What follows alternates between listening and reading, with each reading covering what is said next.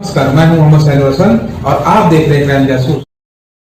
भाजपा माफियाओं को दे रही संरक्षण। उत्तर प्रदेश के जनपद सोनभद्र पहुंचे अखिलेश यादव का सरकार पर तीखा हमला। रॉबर्ट्सगंज के हाईडील मैदान एवं दुधी के राजकीय इंटर कॉलेज के खेल मैदान पर चुनावी जनसभा को किया संबोधित। लोकसभा चुनाव अपने आखिरी पड़ाव की तरफ बढ़ रहा है। इसी आखिरी चरण यानी 7वें चरण में 1 जून को सोनभद्र में व दुधी विधानसभा उपचुनाव के मतदान के पूर्व प्रचार में सोनभद्र जिले में पहुंचे। समाजवादी पार्टी प्रमुख अखिलेश यादव ने भाजपा पर जमकर प्रहार किया। सभा को संबोधित करते हुए उनके द्वारा कहा गया कि इंडिया गठबंधन की सरकार बनी तो अग्निवीर योजना को खत्म किया जाएगा। भाजपा सरकार सोनभद्र, चंदौली और बनारस में माफियाओं को संरक्षण दे रही है। अखिलेश यादव की सभा में भारी भीड़ देखने को मिली। सपा के साथ साथ इंडिया गठबंधन के कांग्रेस व आम आदमी पार्टी के नेता भी दिखे। सपा मुखिया पूर्व मुख्यमंत्री अखिलेश यादव दुधी विधानसभा उपचुनाव के प्रत्याशी विजय सिंह गौड़ और रॉबर्ट्सगंज लोकसभा प्रत्याशी छोटेलाल खरवार के पक्ष में वोट मांगा। उनके द्वारा भाजपा सरकार पर जमकर हमला बोला गया। संविधान, किसान और गरीब नौजवान के मुद्दों को उठाते हुए उन्होंने इंडिया गठबंधन के प्रत्याशियों के लिए वोट मांगे। दुधी को जिला बनाने और बहुप्रतीक्षित नहर सिंचाई परियोजना को पूरा करने का वादा किया। अखिलेश यादव के आने की खबर पर रॉबर्ट्सगंज एवं दुधी सभा स्थल पर सुबह से ही भारी संख्या में लोगों के आने का सिलसिला देखने को मिला। सपा जनों द्वारा उनका स्वागत तीर धनुष व गदा के साथ साथ बांस की बनी टोपी पहनाकर आदिवासी रीत रिवाज से किया गया। करीब 40 मिनट के संबोधन में अखिलेश यादव ने लोकल मुद्दों को प्रमुखता से उठाया। उन्होंने कहा कि ये जिला सबसे ज्यादा बिजली बनाता है, लेकिन यहाँ के लोगों को बिजली नहीं मिल रही। श्री यादव ने कहा कि हमने अस्पताल बनाना शुरू किया था, नहर सिंचाई परियोजना शुरू कराई, लेकिन इस सरकार ने उसे रोक दिया। ये लोग अपने मन मर्जी से चल रहे हैं। वे अपने मन की बात तो कहना चाह रहे हैं, लेकिन संविधान की बात नहीं सुनना चाह रहे। समाजवादी लोग लगातार काम कर रहे हैं, जबकि भाजपा वाले केवल सपने दिखा रहे हैं। उन्होंने कहा कि जो लोग संविधान बदलने निकले हैं, उनकी सरकार बदलने का मन देश की जनता ने बना लिया है। अखिलेश यादव ने कहा कि बीजेपी के लोग बड़े बड़े भाषण दे रहे हैं। उनके द्वारा लोगों से पूछा गया कि सोनभद्र के भाई बहन बताओ 10 साल में कितना बदलाव आया। यहाँ के लोगों को न केवल दिल्ली बल्कि लखनऊ वालों ने भी धोखा दिया है। जो लोग खुद को गरीब आदिवासी के लिए चिंताग्रस्त दिखाते हैं, वह बताएं कि इतनी महंगाई क्यों बढ़ाई। आपको 10 साल का हिसाब नहीं लेना है, बल्कि 7 साल यूपी सरकार का भी हिसाब लेना है। बीते सालों में किसी किसान की आय दोगुनी नहीं हुई, किसी नौजवान को रोजगार व नौकरी नहीं मिली। कई मौके ऐसे आए जब सरकार को गरीबों के साथ खड़ा होना चाहिए था, लेकिन सरकार कहीं नजर नहीं आई। आदिवासी किसान की जमीन छीनने का काम करने की कोशिश की, लेकिन सरकार को पीछे हटना पड़ा। अगर दोबारा सरकार में आए तो संविधान में परिवर्तन लाकर न सिर्फ किसानों की जमीन छीनेंगे, बल्कि आदिवासियों की भी जमीन छीन सकते हैं। उनके द्वारा कहा गया कि नौजवान जब परीक्षा देने गया और घर लौट कर आया तो पता चला कि पेपर लीक हो गया। सरकार ने किसी को नौकरी नहीं दी। जितनी भी परीक्षा हुई सबके पेपर लीक हो गए। मुख्यमंत्री गरीबों कमजोरों को बुलडोजर से डराते हैं, लेकिन एक भी पेपर लीक करने वालों पर उनका बुलडोजर नहीं चला।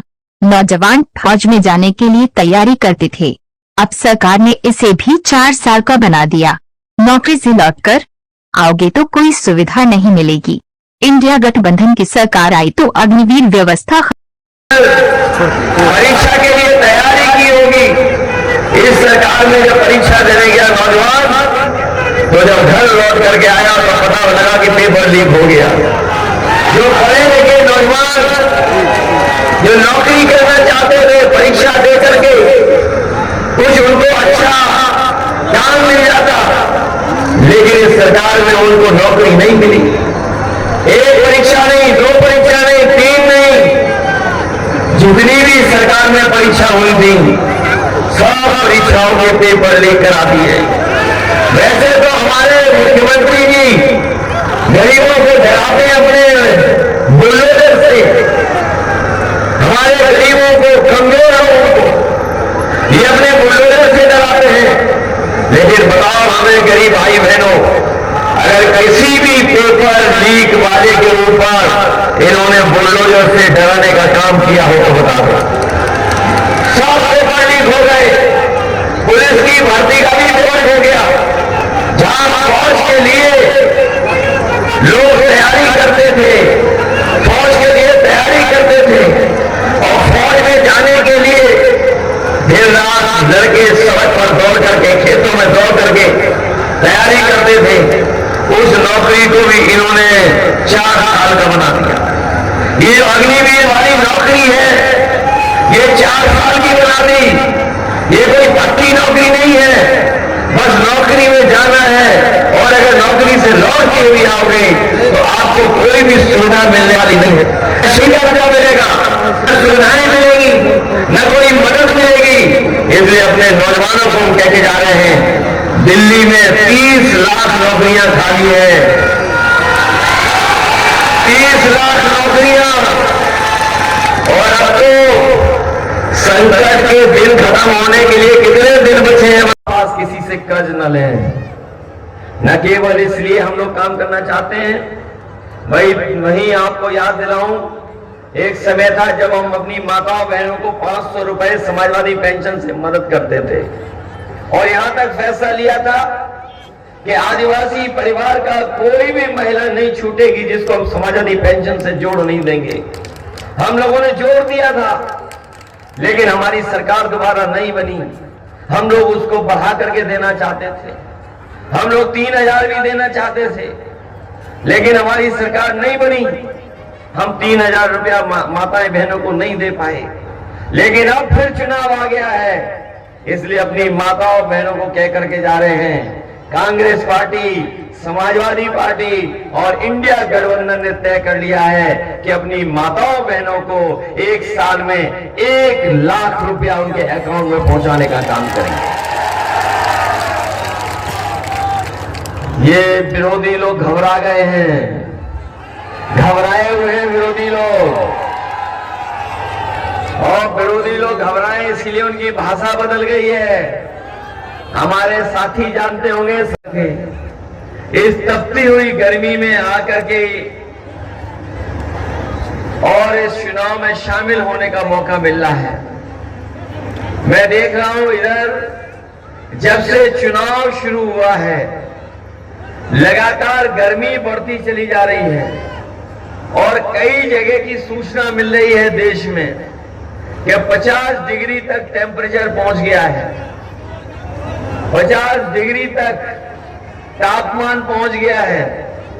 अगर कोई यहां भी तापमान मानेगा और देखेगा, नापेगा, तो मैं समझता हूं राजनीतिक तापमान भारतीय जनता पार्टी के खिलाफ सबसे ज्यादा यहां पर दिखाई दे रहा है। लेकिन इतनी गर्मी होने के कारण और इतनी चिलचिलाती धूप होने के बावजूद भी जहां पंडाल में तो थोड़ा बहुत इंतजाम है धूप से बचने के लिए, लेकिन उसके बावजूद भी मैदान के बाहर दूर तक मैं लोग देख रहा हूं, दाईं तरफ लोग दिखाई दे रहे हैं हमें, इधर मंच के दाईं तरफ बड़ी संख्या में लोग हैं और बाईं तरफ भी हैं, पीछे। कभी कभी मैं सोचता हूं ये बोरी की चोरी बीजेपी वाले कहां से सीख के आए हैं। आप लोगों ने कभी कभी ये जो बोरी की चोरी है, मैं सोचता हूं ये बीजेपी वालों ने कहां से सीखी है।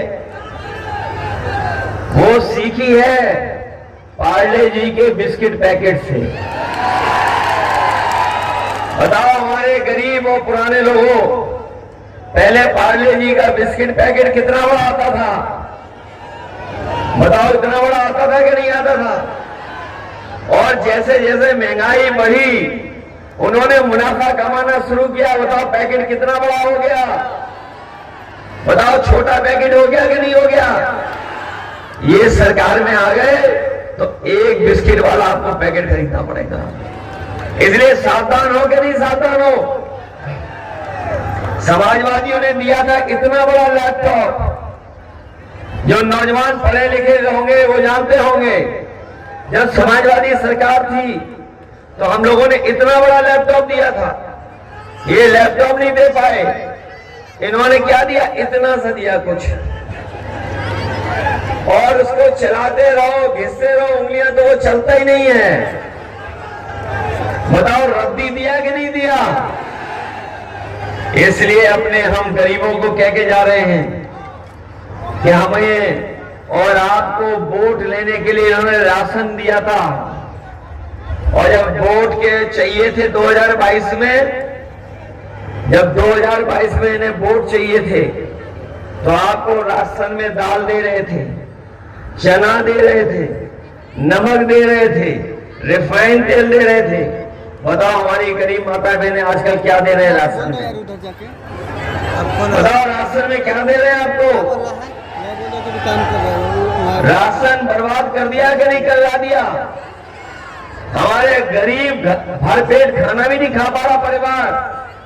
इसलिए अपने गरीबों को हम कह के जा रहे हैं, इंडिया गठबंधन ने तय किया है कि राशन की मात्रा बढ़ा देंगे, दुगना कर देंगे, और जिस तरीके से संपन्न लोग, बड़े लोग बाजार से पैकेट का आटा खरीद के खा रहे हैं, जो गुणवत्ता में भी अच्छा है, पौष्टिक भी है, स्वास्थ्य को भी अच्छा रखता है। अभी चलो सर, अब मोदी जी केरल में चले गए हैं ध्यान लगाने, चुनाव चल रहा है, मोदी जी केरल चले गए हैं। देखिए,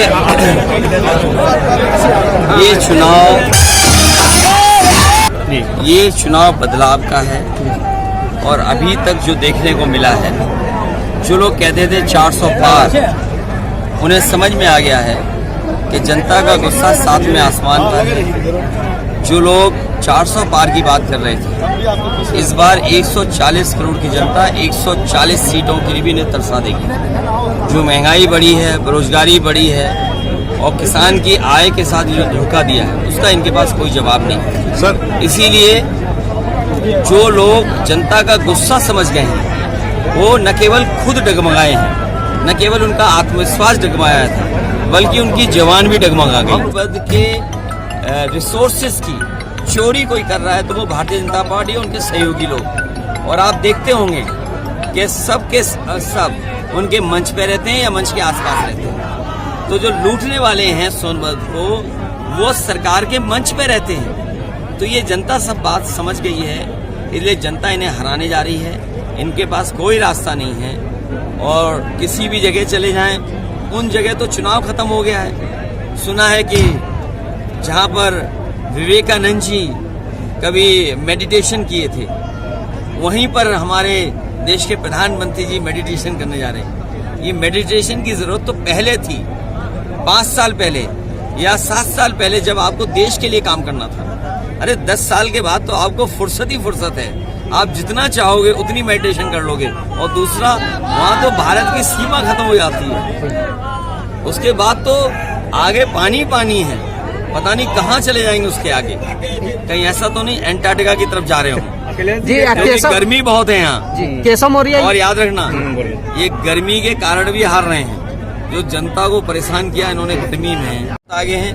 मैं आप लोगों से भी कहना चाहता हूँ कि 4 जून को अच्छे दिन तो आए नहीं, खुशियों के दिन आएंगे, प्रेस की आज़ादी के दिन आएंगे। उस दिन मित्र मंडली तो बदलेगी, मंत्रिमंडल भी बदलेगा, और मीडिया मंडल भी बदल जाएगा। जी, योगी जी ये कह रहे हैं कि प्रधानमंत्री कौन बनेगा? योगी जी तो पूछ रहे हैं। सवाल चेहरे का नहीं है, सवाल है दिमाग और किसके अंदर सोच है बड़ी। सवाल चेहरे का नहीं है, सवाल दिमाग का और सोच का है। दिमाग ऐसा हो जो आदिवासियों का दुख दर्द समझता हो, सोच ऐसी हो कि आज के समय पे टेक्नोलॉजी चीजें हैं या जो जरूरतें हैं उनको पूरा कैसे कोई कर सकता है। सवाल